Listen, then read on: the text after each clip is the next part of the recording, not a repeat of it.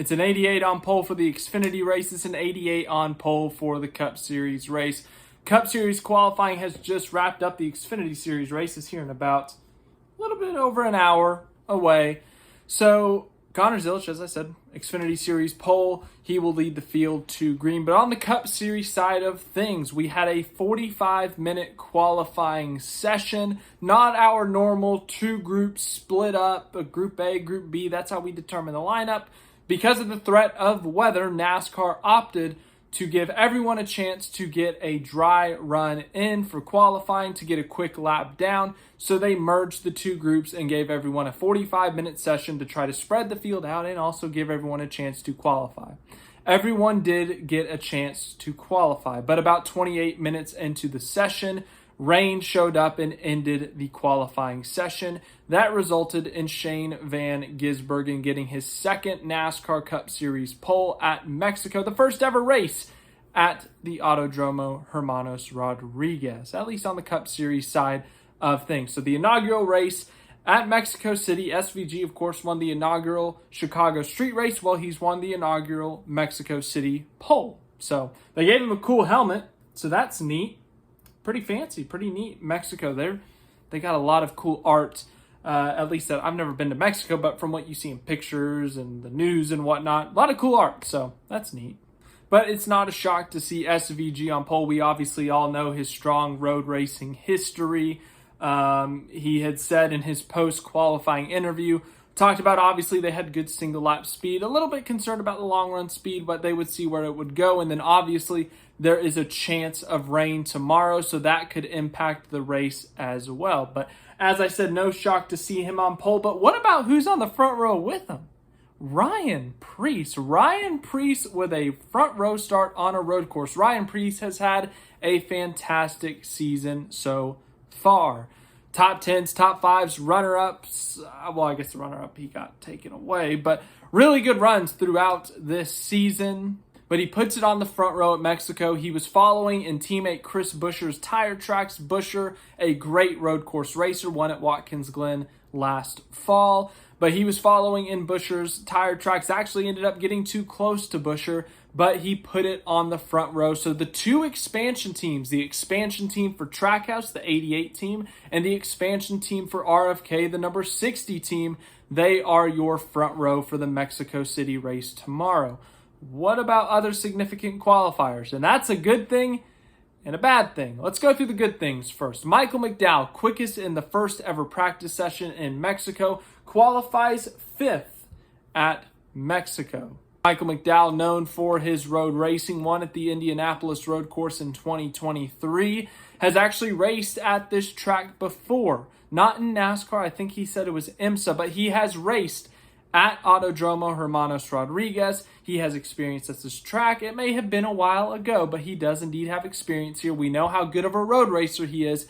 I think he'll be a contender tomorrow. 7th place, Michael McDowell's former car, quickest in the second practice, Todd Gilliland. He's a solid road racer too. He's got a few top 10s. He's got a top 5 back at the Indianapolis road course in 2022. As I said, quickest in practice yesterday. He qualified well today. Maybe, I think, we've seen that front row car win before on a road course, so I'm not going to rule it out, but I think they have a great shot at a top 5 or at least a very competitive top 10, top 7, top 6 finish. Joey Logano, we talked about it a couple days ago, how good he is on new road courses. Well, backs up those numbers because he just qualified 9th. 10th place, Daniel Suarez. Daniel Suarez, it's his first ever home race. He crashed in Xfinity qualifying, so he'll start dead last in that one. But all 3 Trackhouse cars in the top 10, SVG on pole, Chastain 3rd, Suarez is in 10th. I think all 3 of those cars are going to be very quick tomorrow with a shot at the win. And if Daniel Suarez can win his home race, oh boy, what a party that would be. Or I guess fiesta.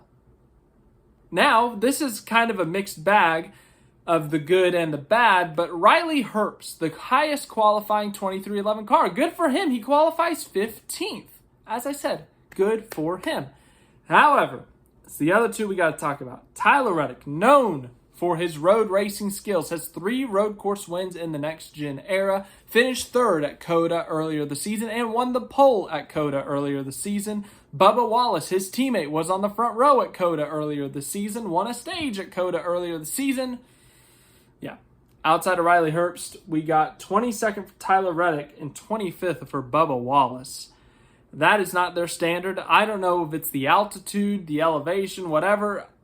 Something's not right with those cars because, as I said, they did pretty good at COTA. They were fast. Reddick was in contention for the win, but they have shown no signs of speed this weekend. It's not only qualifying, practice, something's up with those 2311 cars, so that's not good for them.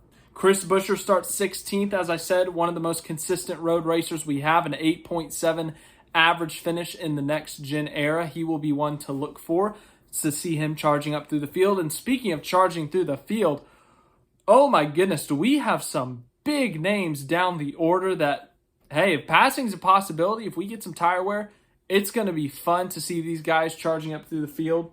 Reddick's one of them in 22nd, but William Byron in 27th. He finished runner-up at COTA earlier this year. He's won at COTA. Watkins Glen, he's a really good road racer. Alex Bowman starts 29th, won the Chicago Street Race last year. He's had some good road course runs as well. And then Christopher Bell qualified third in the Sam Hunt racing car in the Xfinity Series, but 31st in Cup? This is our most recent road course winner at the Circuit of the Americas. 31st for Bell. Yeah, obviously nowhere near where those guys want to be, but oof, big oof, oh my goodness. But it's going to be fun to see them charge through the field, I guess. So Mexico City, tomorrow is the Cup Series race. It's going to be an exciting one. If it rains, it's going to be double exciting. Hopefully it's not like COTA 2021 where we have all that standing water and we got fire and all that scary stuff, but hopefully it's a fun race. Hopefully it's exciting. We're going to get a small taste today in the Xfinity Series. As for everything else, we'll talk to you after the Xfinity race and then the Cup race tomorrow.